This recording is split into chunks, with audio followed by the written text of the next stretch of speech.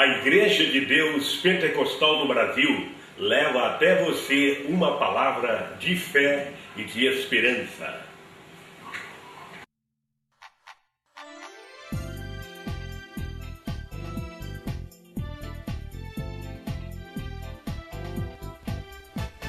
Igreja de Deus Pentecostal no Brasil, Rua Felisberto Freire 385, na Vila Continental. Reuniões: segunda-feira, oração; quinta-feira, cura e libertação, às 20 horas. Domingo, em 2 horários, às 9 da manhã e às 18 horas, a bênção da família. Comunidade IDPB de São Paulo, levando até você uma palavra de fé e de esperança. Assista agora uma mensagem de Deus para o seu coração. Nessa noite. Glória a Deus. Amém, povo de Deus. Amém, povo de Deus. Glória a Deus. Pode vir aqui, por favor.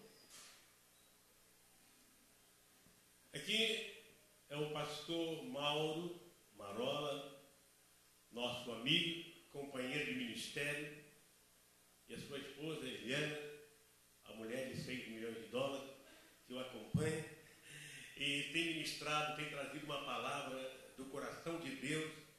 E nesta noite ele vai transmitir uma palavra. Eu gostaria que você prestasse muita atenção. Amém? Não vai ao banheiro, preste atenção na palavra de Deus. Amém? Antes de passar para ele, olha para o irmão que está do seu lado e fala para ele assim: olha, se você conversar comigo durante o sermão, não vou dar a mínima para você. Amém? Aleluia. Ele ministrou na sexta-feira. Quem esteve aqui na sexta-feira? Tem alguém que esteve aqui na sexta-feira? Na sexta-feira, tem alguns na sexta-feira. Quem esteve aqui no encontro de casais? Já está. Teve também. Nem todos, né? Uma parte. Glória a Deus. Quantos gostaram da ministração? Digam amém. Amém. Quantos gostariam que eles voltassem outra vez? Amém. Então vamos recebê-los com uma salva de palmas no nome de Jesus. Aleluia. Aí. Essas palmas é para ele, é para Jesus agora. Oh, amém. Glória a Deus. Digníssimo e eterno Criador dos céus e da terra, em cuja presença estamos, quero agora apresentar o teu servo, que vai ministrar, que vai trazer uma palavra, ó Deus, aos nossos corações. Que o Senhor possa usá-lo de maneira poderosa. É o que eu te peço em nome de Cristo, e toda a igreja confirma dizendo amém.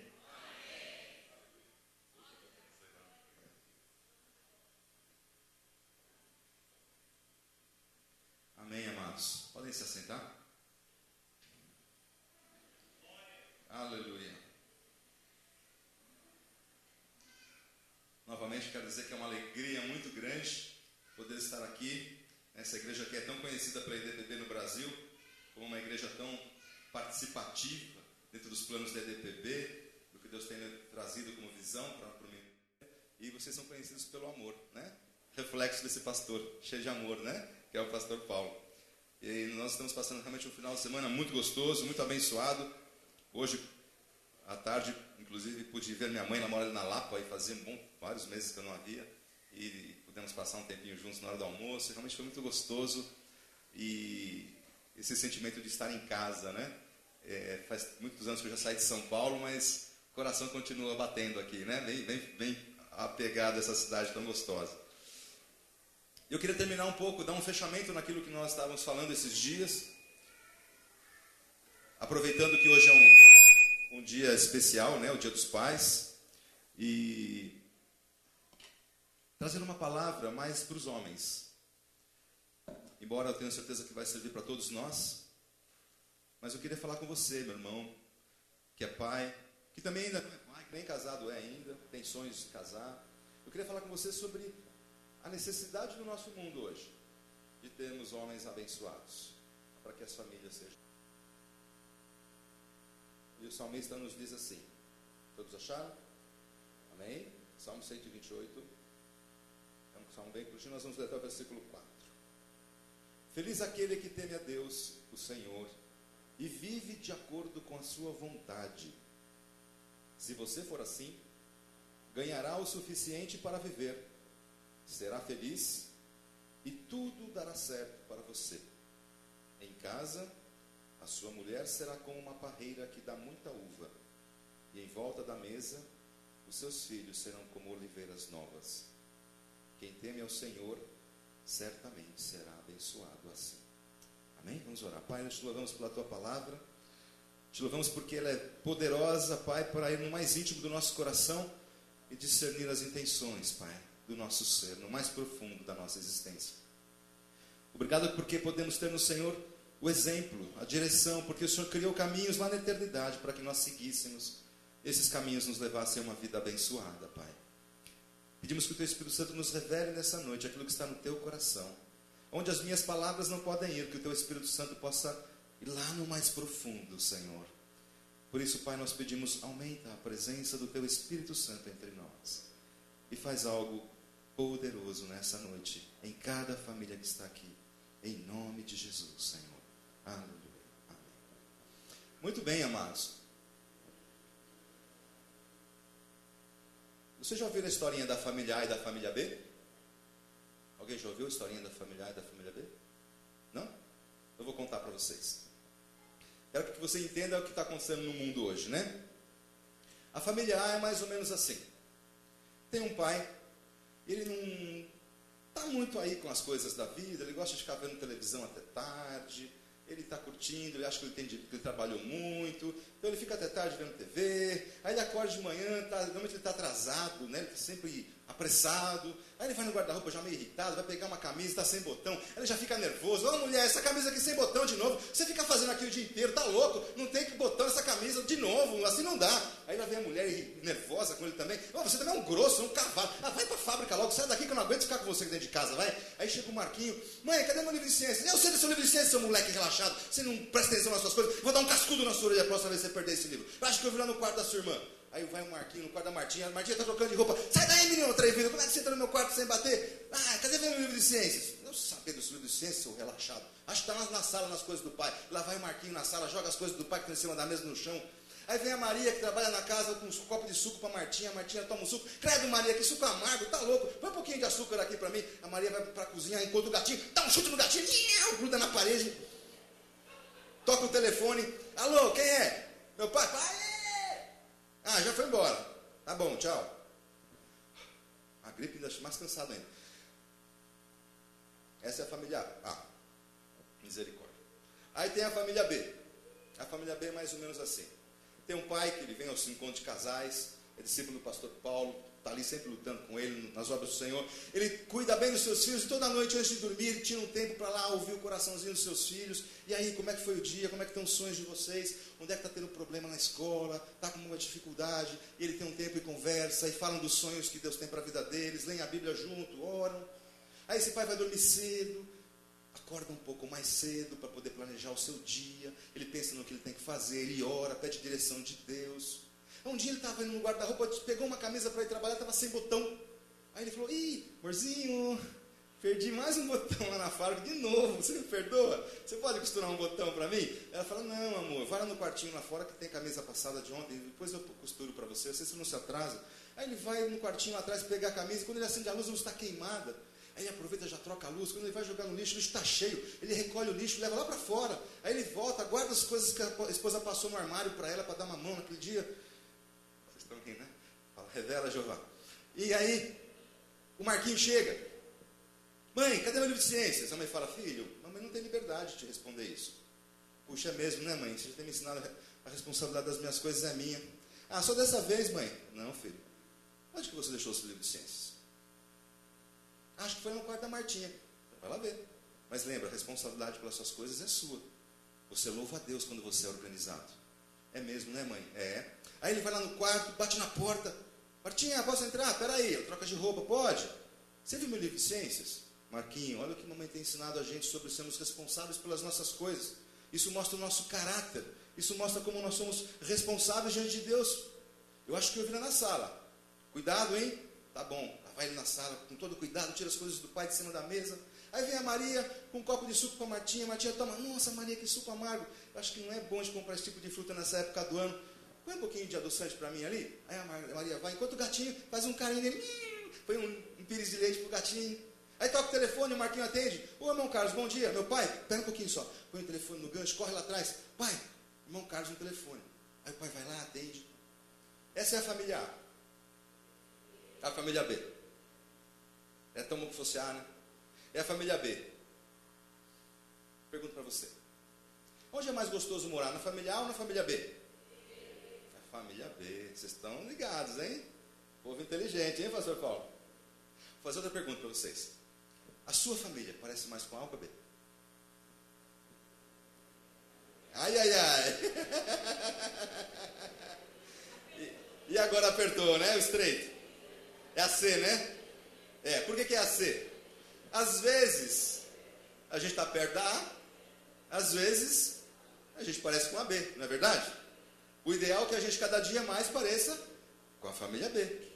Muito bem. E o que nós podemos fazer para que a nossa família seja um pedacinho do céu? E aqui, varão, homem, pai, eu tenho uma boa dica para te dar. Você tem uma grande responsabilidade nesse processo de aproximar a sua família da família B. O Salmo 128 nos dá algumas dicas interessantes.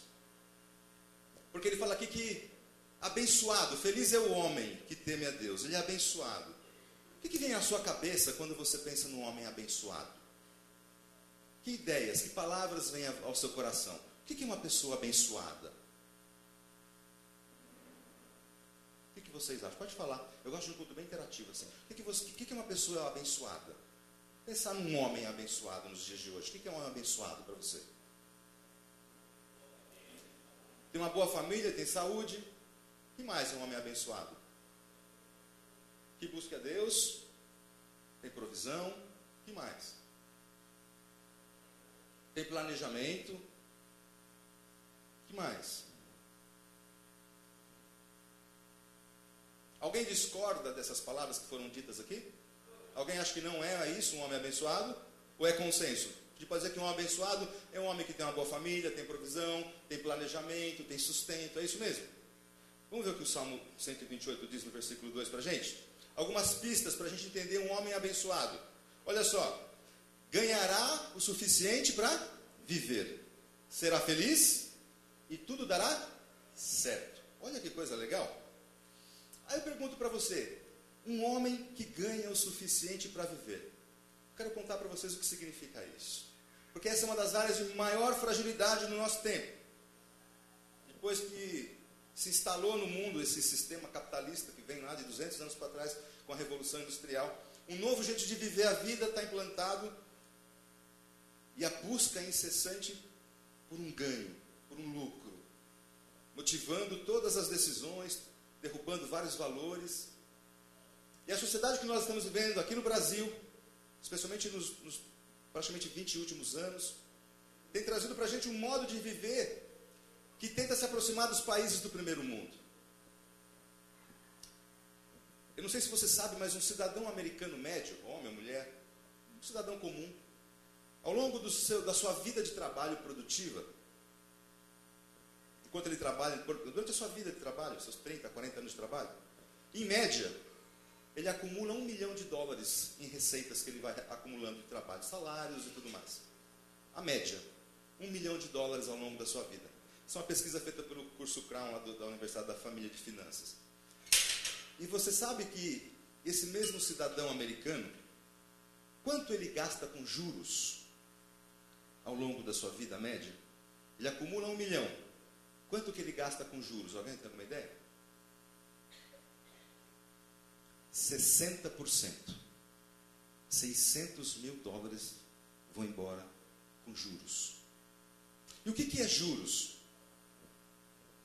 Juros é basicamente o seguinte: eu quero e eu quero agora, nem que eu tenha que pagar mais por isso. Não, pastor, juros é uma conta matemática, tem lá, né? Eu aprendi na escola, né? Juros é o capital vezes o tempo, né? Vezes a taxa sobre 100. Isso é uma fórmula matemática. Juros é dar para as pessoas algo que elas não podem ter naquele momento e se cobrar mais por aquilo. E você paga em suaves prestações. O nosso mundo está dizendo para a gente que você pode sair da sua faixa econômica, que o teu salário, que a tua renda permite que você esteja, e você consuma numa outra faixa maior econômica, a custo do quê? De juros. Você financia o seu modo de vida num outro padrão, que não é aquele que a sua receita te permite viver, fazendo o quê? Pagando juros. Alguns anos atrás, no governo do presidente Lula, antes dele sair, ele soltou uma frase bem interessante. Ele disse: hoje o Brasil comemora que 85% do povo brasileiro tem crédito. Sabe o que significa crédito? Alguém sabe o que significa crédito?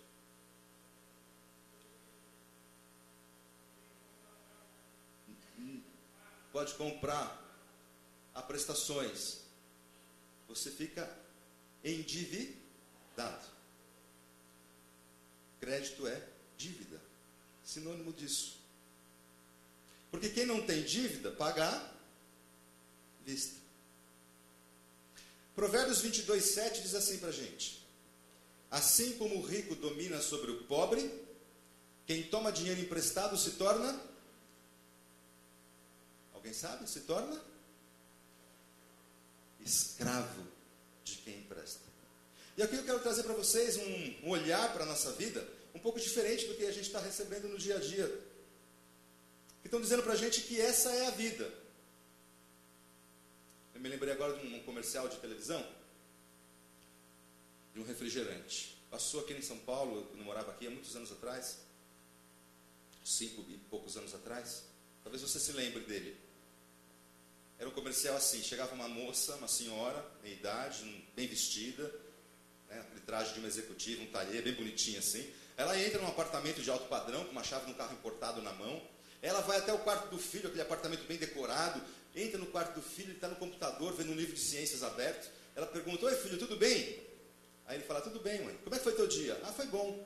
Então tá jóia. Ela fecha a porta, a câmera volta para o quarto do filho e vai atrás do monitor do computador e descobre que ele não está estudando ciência, coisa nenhuma. Ele está vendo um site pornográfico. Propaganda de comercial, na televisão. Aí a mãe volta, a câmera acompanha a mãe, ela vai para o quarto da filha, bate na porta, entra, a filha está sentadinha em cima da cama, com um fonezinho de ouvido, ouvindo o disquinho de CD lá, o The Books on the Table, né? E a mãe pergunta: e aí filha, tudo bem? Tudo bem, mãe, como é que foi seu dia? Foi bom. Ah, então tá bom. Sai, fecha a porta, a câmera volta para dentro do quarto, sai um rapaz debaixo da cama, o namoradinho dela, e começa um rala e rola lá na cama.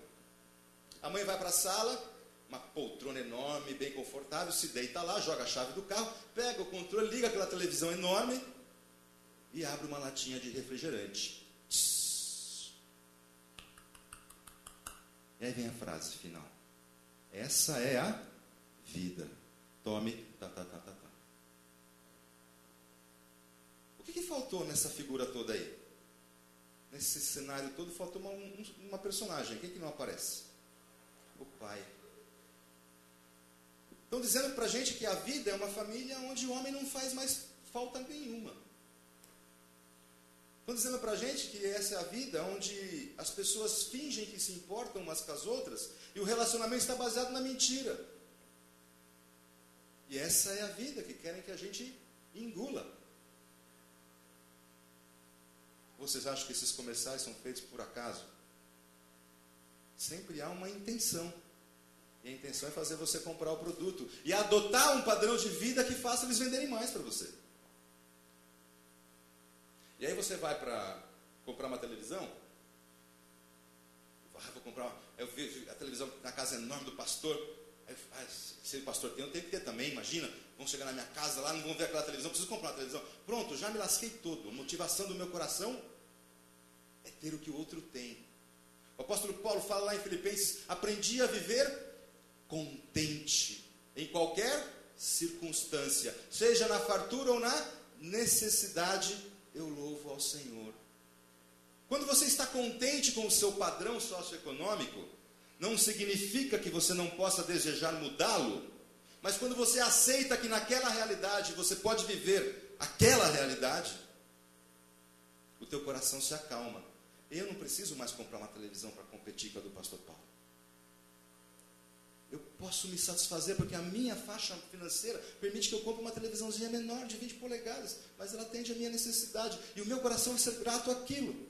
Não, mas agora eu quero aquela televisão, imagina, pastor Montefusco vai chegar aqui, vai ir na minha casa, precisa ver uma televisão igual aquela, mostrar que eu estou próspero. Opa, já me errei de novo. Agora eu quero mostrar algo que eu não tenho. Eu não tenho aquela prosperidade. A minha faixa econômica me permite um outro padrão de consumo. Eu vou na loja. Eu vou na loja para comprar uma televisão grande, bonita, e o vendedor está treinado para fazer o quê? Me vender uma televisão grande, bonita. Ele não quer que eu compre à vista, porque se tiver dinheiro à vista eu vou negociar a redução de preço. Ele quer que eu compre a prazo, porque a cadeia de loja ganha com juros, na aplicação financeira. É simples assim. E aí você chega lá e ele vai fazer, mas você tem essa televisão bonita, tem essa, ó, a parcelinha é só isso aqui por mês. Aí você faz, não fez conta, não planejou. O homem abençoado planeja. Aí você está empolgado, quer televisão, motivação está errada, estou querendo competir. Aquilo não é um instrumento que vai servir, não pensei, não planejei. Estou querendo suprir uma carência emocional. Meu valor está ligado a uma televisão, a um carro, a um apartamento, a uma casa. Como se o meu valor dependesse do que é exterior. E aí eu vou viver uma vida completamente dependente do que os outros dizem. Qual é o meu valor? E aí eu chego na loja e o vendedor vai falar, puxa, olha, essa televisão aqui é a melhor, tem conversor, ela é smart, liga na internet, fantástica. Essa linha, ó, você leva facinho, você fala, então eu vou levar. Ele vai dizer para você, e você vai colocar essa televisão aonde? Aí, tem uma estante lá em casa, tá lá, uma estante velha, com uma televisão dessa. Aí seus amigos vão chegar na sua casa, vão ver uma televisão dessa numa estante velha. Pronto, já te pegou de novo, né? Meus amigos vão chegar em casa. Aí ele vai dizer assim, olha, mas cenzinho na parcela, você nem percebe. Leva esse rack enorme aqui, vai destacar a televisão. Você vai se sentir o cara. Você faz as contas, não planejou, vai de cabeça, acho que dá. E compra o rack. E ele vai fazer você comprar um home theater, vai fazer você comprar um Blu-ray, e você sai lá com uma parafernália toda. E descobre que o teu orçamento não dá conta de pagar aquilo. E aí? Aí você fica endividado. Aí seu nome vai para o Serasa, nome livre, né, irmão? SPC... Isso é crédito. E aí os problemas dentro de casa começam a acontecer. Porque você vai trabalhar, sabe quem fica recebendo ligação de cobrança? A esposa, normalmente, se não trabalha, está em casa. Isso vai criar uma tensão, ela não está preparada para ser exposta dessa forma. Você devia ser o protetor do coração dela. E aí você coloca ela para negociar a dívida para você, para ouvir a ligação de cobrança, porque você atrasou o carnezinho que você não conseguiu pagar. E não sei se você sabe, né? Nada sai de uma loja sem ser pago. É emitida uma nota fiscal. Aquele produto sai totalmente pago da loja para ir para sua casa. Só que alguém pagou para você. O banco, a financeira, da loja. Você não está devolvendo o valor para a loja. Você está endividado. E dívida é escravidão. O que significa isso? Constantemente aquilo vai acompanhar a sua vida agora. E se isso não bastasse, há um princípio espiritual terrível aqui. Sem perceber, você acabou de dizer para Deus, nos próximos 12 meses, Senhor, eu me comprometi com o dono da loja em pagar essa televisão. O Senhor faz o favor de não me matar e nem tirar o meu emprego. Não fiz isso, pastor. Fez. Você prometeu para o dono da loja que vai pagar em 12 vezes, não prometeu? Senão não te dava a televisão, não é bobo? Agora, você pode prometer algo que não está no seu controle? E colocar Deus ainda para fazer isso por você? Você consegue entender a dinâmica do mundo que nós estamos vivendo? Onde 85% do povo brasileiro, segundo o nosso ex-presidente Lula, está usando crédito. Nós perdemos a capacidade do contentamento. Perdemos a capacidade de nos adaptar a uma faixa econômica da nossa vida e ganhar o suficiente para viver. Não significa que nós não podemos almejar uma mudança de faixa, subir, poder consumir mais. Mas nós temos que fazer isso de forma progressiva, sustentável. Eu vou primeiro me capacitar mais, eu vou melhorar a minha qualificação profissional, eu vou estudar, fazer uma faculdade, uma pós-graduação, para que a minha receita aumente e sustentavelmente o meu padrão de consumo mude, sem precisar de cheque especial, de cartão de crédito, que para muitas famílias brasileiras, segundo o dado da Fundação Getúlio Vargas, cartão de crédito e cheque especial já fazem parte do orçamento. As pessoas já contam com isso no seu orçamento. Isso é empréstimo, isso é dívida, isso é escravidão. É duro ouvir essas coisas, porque todo mundo está fazendo isso. Mas eu tenho uma notícia para te dar. Se você continuar a fazer o que todo mundo faz, você vai obter os mesmos resultados que todo mundo tem obtido. Falta de paz, falta de contentamento. Lutando por algo que nunca chega a lugar nenhum. Se você olhar o salmo anterior, o salmo 127, você vai ver o salmista dizendo que aos seus Deus dá enquanto dormem. Não significa que Deus gosta de vagabundo, não. Significa que os filhos de Deus descansam e dormem sem se preocupar com o amanhã. Eles se planejam em Deus. Eles têm sonhos, têm visões. Jeová Jireh, o Deus da provisão. Olha que palavra linda, provisão. Pró, radical grego, que significa a favor de. Visão. Visualizar algo. O nosso Deus, um dos nomes dele que ele se apresenta para nós, é o Deus da provisão. É o Deus que quer te dar uma visão. E quando você busca uma visão para a sua vida dele, sabe o que ele garante? Tudo o que é necessário para essa visão acontecer. Ele ama te dar o pró da visão que ele te deu. Por isso que o homem que teme ao Senhor dorme. Porque ele recebeu uma visão. E nessa visão ele está construindo a sua vida. Duas coisas roubam a paz das pessoas no Salmo 127. Um imóvel, né? Inútil, né? Inútil vos será construir uma casa, se o Senhor edificar. Segurança. Inútil vos será as sentinelas na cidade, se o Senhor não guardar ela. Não são coisas que nos roubam bastante a paz? Um lugar para morar e proteção para a nossa família. Essas coisas são ladrões de paz ao coração. O sustento é um ladrão de paz ao nosso coração. E Jesus vai dizer lá em Mateus 6, olha, descansa, meu querido. Vocês são mais importantes ao Pai do que os passarinhos. Se o Pai cuida das aves do céu que não plantam nem colhem, quanto mais de vocês, que são muito maiores do que passarinhos para o Pai. O Pai tem prazer em nos amar. Nós estamos falando no Dia dos Pais aqui. Nada melhor do que falar do Pai Celeste. Jesus reforça isso quando ele diz, se vocês sendo maus, sabem dar boas coisas aos vossos filhos, quanto mais vos dará o Pai Celestial aqueles que lhe pedirem. Descansa o coração. Esteja contente com o seu padrão de vida. Não financie isso. Não financie a mudança. Não use um padrão de consumo que você não pode comprar à vista. Pastor, você está falando uma loucura. Acho que você não veio de outro estado, não. Você veio do outro planeta. Não, gente. Isso está matando a igreja brasileira. Você sabe quantos % do povo brasileiro entregam dízimo e dão ofertas? De maneira geral no Brasil. 26% da igreja brasileira dá dízimo e oferta. Nem um terço. E nós fazemos tudo isso. Imagina se nós chegássemos a 50% do povo de Deus. Mas aí você fica oprimido pela pressão da dívida, dos juros. Meu irmão, como é que Deus pode confiar em você? Aí você pede bênção de Deus. Deus abre, dá um aumento de salário, faz isso. Como é que Deus pode? Você acha que Deus é burro? Você está gastando a sua vida, os recursos que você já tem em juros. Que significam, vou repetir, eu quero e eu quero agora. Nem que eu tenha que pagar mais por isso. Isso é juros. Um coração sem contentamento. Ansioso por adquirir algo que acha que isso que vai trazer paz à sua vida. E aí você vai orar para Deus aumentar a sua faixa de renda. Se você imagina você tem uma caixa d'água e o cano está cheio de furinho. Aí tem a caixa d'água e o cano está funcionando direitinho. Onde você acha que Deus vai preferir colocar recursos? Naquele que está com o cano todo furado, perdendo dinheiro com juros em financiamento, isso, aquilo? Ou naquele que tem os recursos administrados de forma inteligente, sendo aplicados no reino de Deus? É simples assim. Um homem abençoado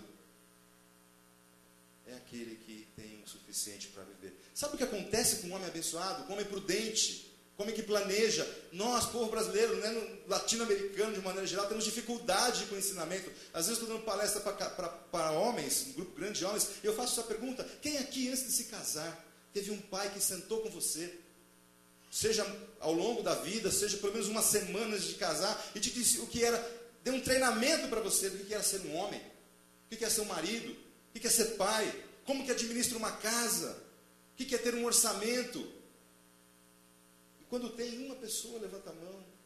A maioria das pessoas nunca tiveram um pai que ensinou a ser homem, que ensinou a administrar uma família. E a gente vai aprendendo isso sozinho, não é? Na vida. E descobre que tem um monte de gente ao nosso redor, uma estrutura, um sistema, que não quer que a gente viva os princípios de Deus, que não quer que a gente seja abençoado. Mas um homem abençoado, ele tem o suficiente para viver, diz o Salmo 128. E ele pode mudar de faixa, sim, ele pode conseguir consumir mais, mas de forma sustentável, com receitas que permitem que ele faça isso, sem ter que financiar o seu padrão de vida. Isso é ser inteligente. Colossenses 2 fala que nós temos a mente de Cristo, e nela estão ocultas todos os mistérios da ciência e do conhecimento. Você acha que Cristo quer que você viva endividado? Por uma falta de valor dentro do seu coração, por uma carência de valor, quando o pai está o tempo todo dizendo: eu te amo, você é precioso para mim, o meu filho morreu por você, eu dei o preço maior do universo, como nós cantamos esse hino maravilhoso do louvor aqui, para você gastar sua vida desse jeito, tentando provar o seu valor adquirindo bens? Você adquire bens para usá-los, não para que eles te usem e definam quem você é. Um homem abençoado é feliz, não tem que ficar, ele dorme, Salmo 4, ele dorme. Sabe por que ele dorme? Porque ele não tem dívida, ninguém vai ligar na casa dele: você não pagou aí, ó, o carnezinho está atrasado. Não, ele dorme. Isso é um sonho talvez para muitos de nós, porque quando o Lula falou que 85% do povo tem crédito, sabe onde é que estão esses 85% do povo? No meio das igrejas também. Nós estamos no mundo, nós somos brasileiros. Se nós fôssemos fazer talvez uma análise aqui das finanças de todos nós, talvez nós descobriríamos que 85% do nosso povo está endividado. Depende do cheque especial, depende do cartão de crédito, paga juros enormes por isso. E aí você não... Aí Deus te dá uma palavra: filho, eu quero que você invista no reino, em tal coisa, num campo missionário, numa atividade da igreja. Em vez de você dizer: sim, Senhor, vamos lá, como é que eu posso? Você fala o quê? Oh, minha carteira, quanto que você tem no banco? Você mudou de Senhor. Lembra Mateus 6,34? Não podeis servir a dois senhores. Ou você vai aborrecer um, ou você vai aborrecer o outro. Não podeis servir a Deus ou ao Mamon. Quem que é Mamon? Um Deus cananeu, que era o Deus da fartura. Algumas traduções trazem até como dinheiro. O que o diabo não quer que você perceba que há um poder por trás do dinheiro. O dinheiro em si não é só um instrumento humano de troca, né? Mas lá em Timóteo, Paulo vai dizer o seguinte: o amor ao dinheiro é a raiz de todos os males. O que significa amar ao dinheiro? É dizer que ele é quem sustenta a sua vida. Ele é quem resolve os seus problemas. E aí, quando essa lógica entra na igreja, a gente pode acabar ensinando os irmãos que, olha, dê a sua oferta para que você ganhe mais dinheiro. E você vê isso na televisão o tempo todo. E aí sabe o que você vai fazer? Usar Deus para ter mais dinheiro, porque é o dinheiro que resolve o seu problema, não é mais Deus. E nós entramos num ciclo destruidor que vai consumindo os nossos recursos cada vez mais. Mas um homem abençoado, ele é feliz. E tudo que ele põe à sua mão, dá certo. Tem planejamento, tem pensamento, tem busca, tem conselho. Um grande teste para você ver se você é um abençoado é se você costuma pedir conselhos. Provérbios diz que na multidão dos conselhos há sabedoria. Quando você faz as coisas sozinhos, né? Eu faço porque eu sei. Toma cuidado. Quando você tem medo que alguém diga não, porque você já definiu que você quer fazer aquilo, toma cuidado. Deus quer que nós sejamos homens abençoados, queridos. As nossas esposas querem que nós sejamos homens abençoados. Os nossos filhos querem que nós sejamos homens abençoados. Olha só o que acontece. O homem abençoado, Ele põe em Deus a sua confiança. Ele teme ao Senhor. Ele conta para gerações futuras aquilo que Deus tem feito. Ele expõe os louvores do Senhor, como fala lá no Salmo 78. O que ouvimos e aprendemos, o que nos contaram nossos pais, não encobriremos aos nossos filhos. Contaremos às vindouras gerações os louvores do Senhor, o seu poder e as maravilhas que fez. Um homem que teme a Deus, um homem que é abençoado, ele conta, ele tem testemunhos, ele tem vida aberta. Tem uma vida transparente do que Deus está fazendo na vida dele. E ele leva para as próximas gerações o ensinamento, a bênção de Deus. Esse é um homem abençoado. Mas o homem abençoado tem dois grandes frutos na vida dele. Ele tem uma esposa que é como uma árvore frutífera no interior da sua casa. Oh, que versículo lindo, né? Desse Salmo 128. Quando eu vejo assim uma árvore frutífera, o que vem à minha mente é uma coisa cheia de vida. Já viu uma árvore carregada de fruta? Eu tinha lá em Pompeia, quando eu morava perto de Marília, trabalhava na Universidade da Família, na casa que nós morávamos tinha um pomarzinho. E tinha lá uns pés de árvore frutífera. Rapaz, eu tinha um pezinho de laranja ali, que ele ficava carregadinho de laranja. Era uma coisa mais linda, as laranjas amarelinhas. Só de olhar dava vontade de chupar uma. E o salmista está dizendo que a mulher de um homem abençoado, ela é como uma árvore frutífera. Ela é cheia de vida, cheia de graça. Porque o efeito da vida do seu marido nela é tão impactante. Ele ministra tanto ao coração dela, ele cuida tanto da sua vida, ele se dedica tanto a ela é tão prioridade para ele, que isso transmite a ela vida, transmite a ela segurança, transmite a ela futuro, um caminho seguro a seguir. Dá prazer de seguir um homem desse, porque ele sabe onde está indo. Há um caminho a seguir. Provérbios 31, lembra de Provérbios 31? A gente usa muito no Dia das Mães, né? A mulher virtuosa que edifica a sua casa, né? Os seus filhos a louvam, o coração do seu marido confia nela, ela lhe faz bem todos os dias. É como uma negociadora eficaz, ela se dedica ao funcionamento da sua casa, está preocupada com a economia da casa, ela está ligada no que está acontecendo, ela é esforçada, ela é forte, é trabalhadora, tem um coração caridoso, está ligada no que está acontecendo na comunidade, nas pessoas. Depois você lê Provérbios 31, de 10 em diante, só fala dessa mulher. E o mais impressionante disso, sabe de quem estão saindo essas palavras? De um homem. Esse homem aprendeu com a mãe dele o que é ser uma mulher virtuosa. A mãe do rei Lemuel vai dizer para ele, olha só o que é uma mulher virtuosa. Ele vai dizer o que é essa mulher, ele vai pintar em todas as cores, né? Como essa mulher é frutífera. Como ela produz um efeito positivo na reputação do seu marido. Naquela época os homens iam às portas das cidades para fazer o julgamento. Então os mais velhos, os mais importantes, julgavam os casos da cidade. O tribunal de justiça era na saída da cidade. Sentavam lá nos banquinhos de toco de árvore e decidiam. E disse nesse salmo, em Provérbios 31, que essa mulher faz o seu marido ser reconhecido entre os príncipes quando se põe à porta para julgar. Olha só o efeito, a reputação dessa mulher no caráter do seu marido, na sua produtividade social, é algo maravilhoso. Porque esse homem cuida do coração dessa esposa, se dedica à sua necessidade, está pronto para ouvi-la. Falamos muito disso ontem, né, para quem veio. Ouvir o coração da sua esposa. Isso traz para ela um sentimento de proteção, de segurança, de estar guardada, protegida. É uma mulher segura, ela é sábia, ela é gentil. O foco dela está na sua família. Como a gente vê hoje mulheres desesperadas por manter uma forma que o mundo colocou como padrão, né? E as pessoas vão para a academia, ficam no espelho, se o seu corpo se encaixa naquele modelo desesperadamente. Mas uma mulher que tem um marido abençoado, ela ouve dele constantemente, amor. Muitas mulheres têm feito coisas grandes, mas você sobrepuxa todas elas.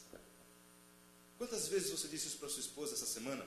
Amor, você é a melhor de todas. Quantas vezes você disse para sua esposa, está perdendo a chance de dizer isso agora, por quê? Pai. Esse homem ministra o coração da sua esposa e tem esse fruto abençoado. Mas além desse fruto, o homem tem filhos abençoados. É lógico que tem pessoas que ainda não se casaram, ou que são viúvas. Existem acidentes de percurso na vida. Mas eu estou querendo dizer aqui como salmista, de um modelo, vocês estão entendendo? Um modelo de família que está sendo tão bombardeado nos nossos dias. Um modelo onde um homem e uma mulher têm sim a chance de viverem uma vida feliz, de poderem construir um relacionamento saudável, de desfrutar do seu lar como se for um pedacinho do céu, como nós cantamos. E esse homem então vai trabalhar no caráter dos seus filhos. Quando eu leio esse texto, não deixa de vir na minha mente José, marido de Maria, mãe de Jesus. Quando você entende o que aconteceu naqueles anos, quando José aceitou Maria, aceitou a gravidez dela, sabendo que não era dele, você não sabe que homem que esse cara tinha que ser para fazer isso naquela geração, naquele momento. Ele assume um ônus enorme. Ainda Maria teve um anjo que chegou para ela, para dizer o que estava acontecendo. José teve só um sonho, e baseado nesse sonho, ele decidiu assumir um compromisso para aquela época tremendo. Eu fico imaginando como Maria era apaixonada por José. Que proteção, que cuidado. Ele cuidou do coração daquela mulher de uma forma sobrenatural. Não é à toa que o próprio Deus confiou o filho dele para ele, né? Já pensou? Que marido irresistível para aquela mulher. Que cuidado. José devia ser um pai tão amoroso com Jesus, com os outros irmãos dele, mas tão cuidadoso, a ponto de Jesus querer seguir a profissão de José. Quantos filhos hoje veem o seu pai e falam, não quero nem saber do meu pai, né? Quero nem saber do que ele faz. É uma coisa triste. Se afasta dos sonhos, dos projetos. E a Bíblia mostra que Deus é um Deus geracional, né? Ele dá planos para pai, para neto, para bisneto e vai embora. Mas um homem que teme ao Senhor, ele está preocupado com o coração do seu filho. Efésios 6,4, o apóstolo Paulo fala que ele não produz ira no coração dos seus filhos. Ele sabe disciplinar o comportamento sem afetar a identidade, sem machucar a identidade dos seus filhos. É um homem que está atento ao emocional, não só ao desempenho. E quantos de nós só fica atento no erro, porque está preocupado com a imagem que os seus filhos podem causar sobre si mesmo? Pastores têm muita dificuldade com isso, de aceitar que o filho erre, porque o que vão pensar de mim na igreja? E o foco cai sobre mim, em vez de eu me preocupar com o coração do meu filho. Mas esse homem que é abençoado, os seus filhos são como plantas da oliveira ao redor da sua mesa. Gente, só olha que figura mais linda. Um homem que na velhice tem amigos. E sabe quais são os seus principais amigos? Os seus filhos. Que tem prazer no dia dos pais de ir à casa do seu pai e se sentar ao lado dele para continuar a ouvir o que ele tem para falar. Porque esse pai tem muito ensinamento para transmitir. São as oliveiras da grande oliveira. Eles se parecem com seu pai. Eles reproduzem o seu caráter. Eu vejo José, fez Jesus ser um carpinteiro. E como é que Jesus era conhecido? O filho do carpinteiro. O homem tinha um impacto na sua sociedade, no seu meio. Ele era um servo de Deus santo, produtivo, onde as suas mãos tocavam, dava certo. E a comunidade olhava o filho dele e dizia, olha lá o filho do carpinteiro. Que honra ter um pai desse. Que honra ser filho de um homem que a minha mãe é apaixonada por ele. Que cuida de mim, que me incentiva a ser uma pessoa de sucesso, bem sucedida na vida. E que tudo que ele faz aí fora as pessoas reconhecem o seu valor. Um homem abençoado. Tem uma esposa cheia de vida. E filhos que dão continuidade ao projeto de Deus para a sua vida.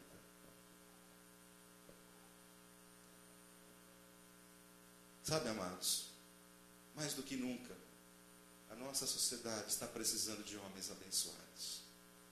Para nós celebrarmos esse Dia dos Pais, não apenas como uma data, uma festa social para se comprar dinheiro, gastar dinheiro comprando presente, mas para nós celebrarmos como marcos, como memoriais, aquilo que Deus tem feito na nossa vida, diante da nossa família.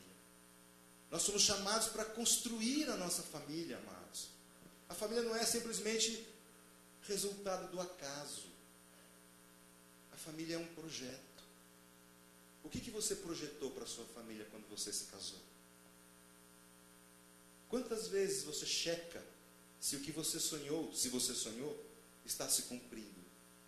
Como é que você vê a sua família daqui a 5 anos, daqui a 10 anos, daqui a 30 anos?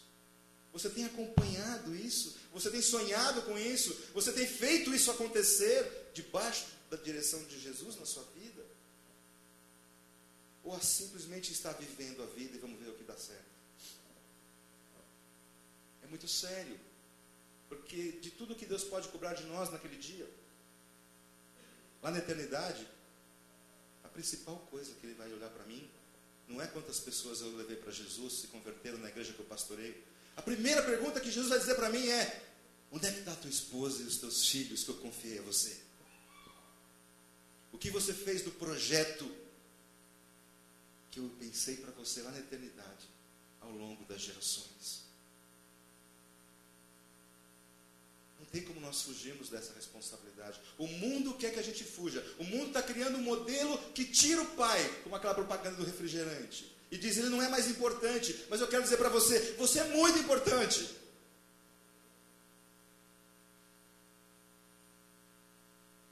Você tem um privilégio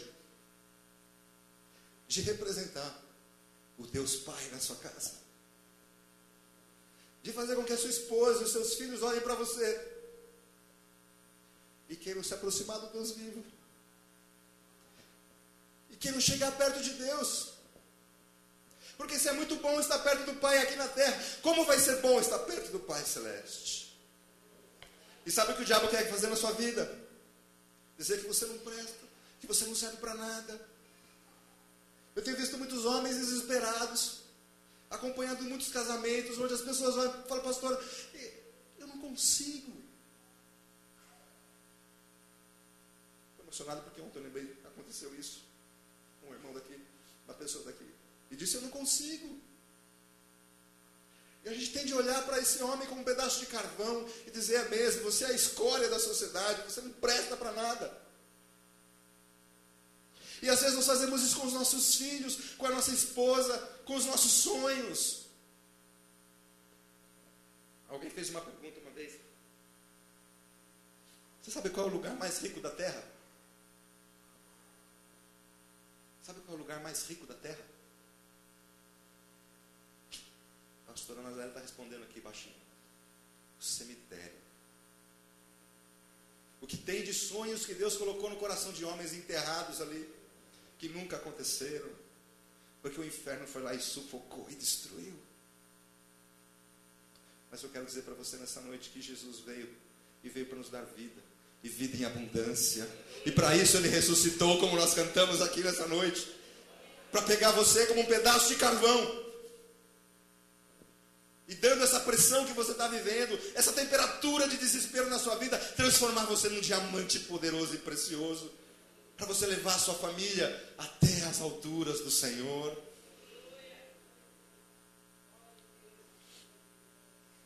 Um homem abençoado, ele constrói uma família abençoada.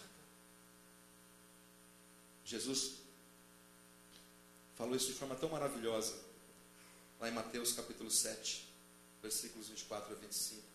Ele diz assim: ao que compararei ao homem prudente? Quem é o homem abençoado? Quem é o homem prudente? Quem é o homem que planeja? Quem é o homem que está atento a gastar menos do que ganha? A estar adequado à sua vida, contente onde é na faixa onde ele está, e trabalhando para mudar da sua faixa econômica. Quem é esse homem prudente? Como é que eu vou compará-lo? Quem é esse homem que ouve essas minhas palavras e põe em prática? É aquele homem que construiu a sua casa sobre a rocha. E vieram os ventos, e sopraram os ventos e as tempestades, e bateram na casa, e ela não caiu.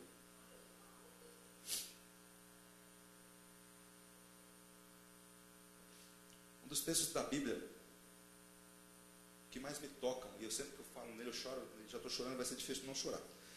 Mas eu quero terminar com esse texto. Depois você lê em casa, que é um texto longo, mas eu queria que você lesse o capítulo 35 de Jeremias. Anota aí para você ler em casa. Eu vou contar o resumo do historinha para você aqui. Jeremias 35 diz o seguinte: um dia Deus chega para Jeremias e fala: Jeremias, eu quero que você faça um favor para mim. E Jeremias, como profeta que era, diz: fala, Senhor, eu quero que você convide os líderes da casa de Recabe, tragam eles aqui no templo e ofereçam uma mesa com vinho para eles, com taças de vinho. E aí esses homens são chamados por Jeremias. Jeremias era uma autoridade naquela época, estava no templo, e eles chegam lá, e o que acontece? Jeremias oferece vinho para eles. Eles olham para aquelas taças de vinho na mesa e falam: profeta, a gente não entende porque que o senhor trouxe aqui, obrigado, mas eu tenho uma coisa desagradável para te dizer. O nosso pai Jonadab, filho de Recabe, fez um voto a Deus de que nós nunca tomaríamos vinho, nunca construiríamos casas e nem faríamos plantações. Nós habitaríamos em tendas e cuidaríamos de animais. E nós obedecemos ao pacto que ele fez com Deus. Então, o Senhor nos perdoa, mas nós não vamos tomar esse vinho. O que tem de especial nisso tudo? Deixa eu fazer uma pergunta para você. Quem sabe aqui qual era o nome do seu bisavô, pai da sua mãe, da sua avó? O nome, bisavô, quem sabe? Uma irmã? 2, 3, 4. Dessas que sabem o nome do seu bisavô, sua bisavó, você sabe qual era a comida que ele preferia? Laranja. Oh, que legal.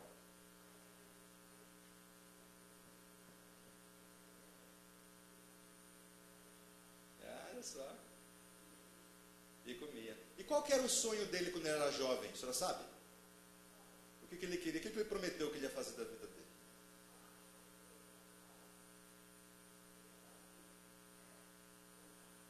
Terra para plantar. Certo. A terra. Ser um plantador. Era o sonho dele. Muito bem. Olha só. De todos nós tem uma pessoa que lembra de tudo isso.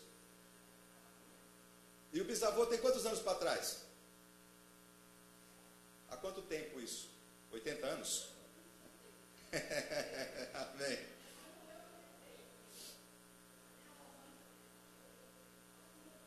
Olha aí, já temos 200 anos. Maravilha.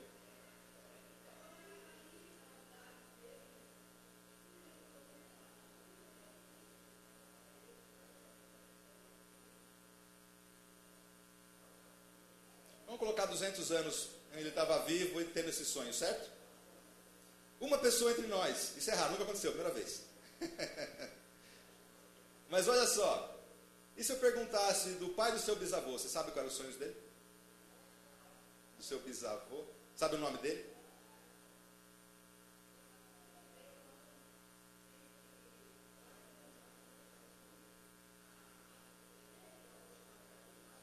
Não sabe, na verdade não sabe, está chutando. Não tem problema. Mas eu quero ilustrar o seguinte: por que eu estou fazendo essa brincadeira? Você sabe quantos anos aconteceu de Jeremias convidar os chefes da tribo de Recabe para tomarem vinho?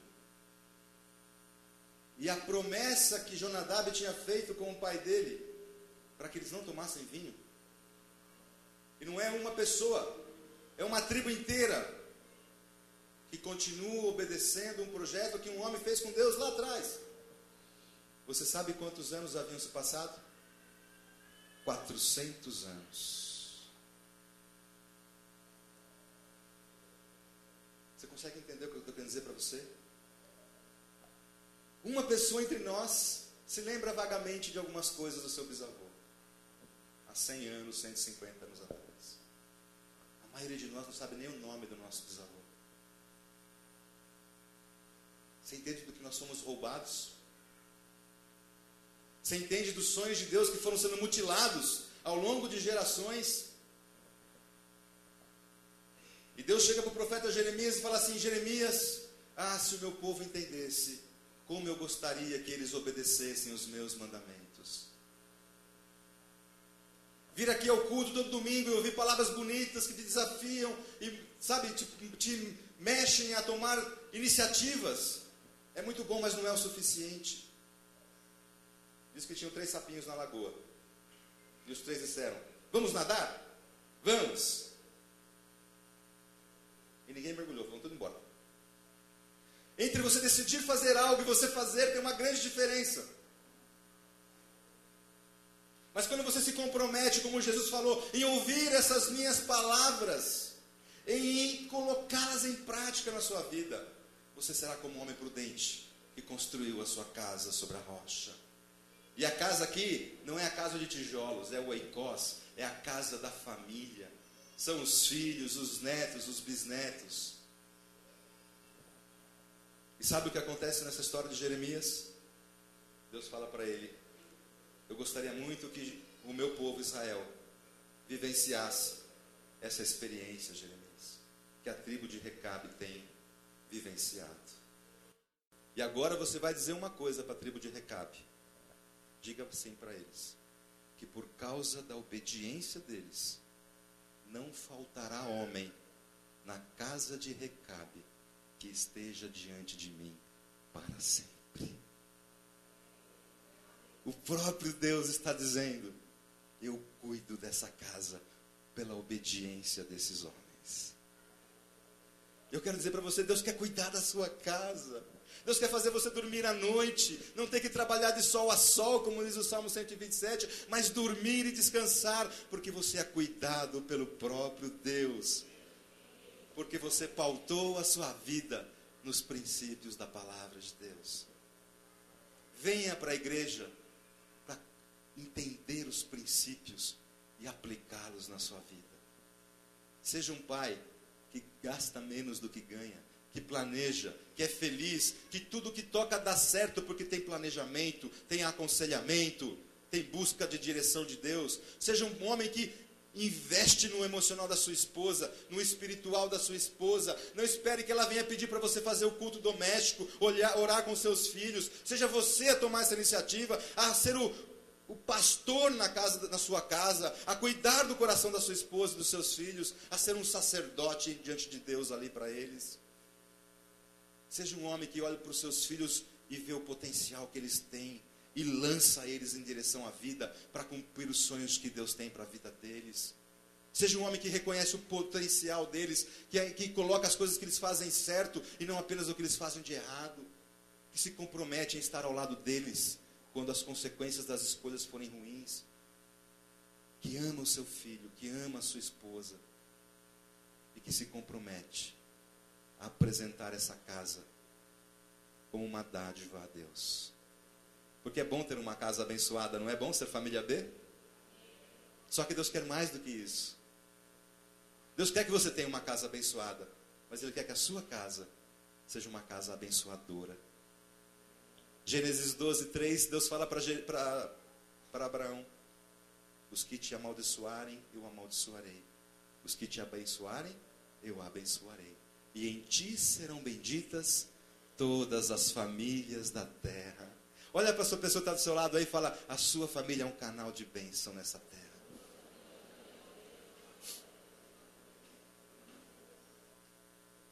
É muito bom ser família B, mas nós precisamos mudar da família A para a família B. Isso só vai acontecer com um homem prudente, que ouve as palavras de Jesus e as aplica. Se você está disposto a assumir esse compromisso, eu queria orar por você. Queria te convidar a ficar de pé. Só os homens, os maridos, os pais. Os jovens solteiros também querem assumir esse compromisso. É para todo homem que está aqui. Eu queria orar por você. Se você quiser assumir esse compromisso. Você não é obrigado, né? Ninguém está aqui te forçando a nada. Mas se você entende que é melhor ter uma família B do que uma família A, e que o teu papel é fundamental nessa mudança, eu quero orar por você. Amém? Enquanto eu oro pelos maridos, as esposas vão interceder por eles. Abençoá-los. Não criticá-los, não expô-los diante de Deus, mas ministrar ao coração deles diante do Pai, pedindo a graça, a sabedoria, declarando que você quer que o teu coração seja cheio de amor por esse homem que está querendo ser o guardião da sua casa, o protetor do seu coração. Amém, amadas? Vocês podem fazer isso? Interceder com amor e carinho por esse homem? Em nome de Jesus. Fechem os seus olhos agora. Coloquem a sua família diante de Deus. Varão que está aqui de pé, coloque a sua vida diante de Deus. Talvez você olhe para você e diz, eu não consigo, pastor. Sim, você não consegue. Mas Jesus, o Filho do Deus vivo, ressurreto, que está disponível a você, Ele prometeu que estaria com você todos os dias e te daria a força para você mudar. Se apegue a Ele e deixe que Ele mude a sua história. Pai, eu quero te louvar nessa noite por tantas famílias aqui representadas, por tantos sonhos que talvez estejam esperando para, Pai, saírem do casulo, Senhor, e se transformarem, Pai, em realidade bela, agradável. Pai, nós queremos muito ser agentes transformadores desse mundo, queremos mudar a história, Pai, queremos ser homens e mulheres, Senhor, que andam jogando vida eterna nesse mundo, sendo luz, sendo sal, Pai. Não apenas querendo ser luz, não apenas querendo ser sal, mas manifestando a vida real de Jesus em nós, Senhor, para o louvor da Tua glória. Por isso eu peço a Tua bênção sobre nós. Oh Deus, o Senhor nos olha como diamantes, Pai. Somos tão preciosos para Ti. Pedimos que esse valor chegue ao nosso coração. Que possamos acreditar no que o Senhor diz sobre nós. Não no que o mundo diz, mas no que o Senhor diz de quem somos, Pai. E queremos tomar posse disso na nossa vida. Oh, Pai, e que a nossa casa seja conhecida aqui na terra, como ela é conhecida aí no céu. Uma família bendita do Senhor, para a glória do Deus Pai. Em nome de Jesus. Aleluia. Você pode dar uma salva de palmas para Jesus, porque Ele está fazendo essa mudança na sua vida. Em nome de Jesus. Aleluia.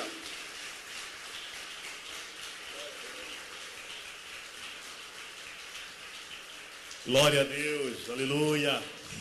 Mais forte agora para Jesus. Bendito seja o nome do Senhor. Vocês, como sempre, peguem o cálice e se colocando sobre seus pés e esperam uns pelos outros.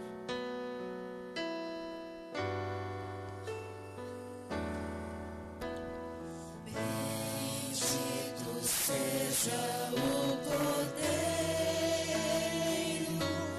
que na cruz por nós. Que a graça e a paz de nosso Senhor Jesus Cristo esteja reinando no seu lar, na sua vida e no seu coração. Para assistir uma de nossas mensagens, é só você entrar no YouTube e digitar lá a palavra IDPB-SP, ou então IDPB-SP, e você vai assistir uma mensagem de Deus para o seu coração. Até a próxima!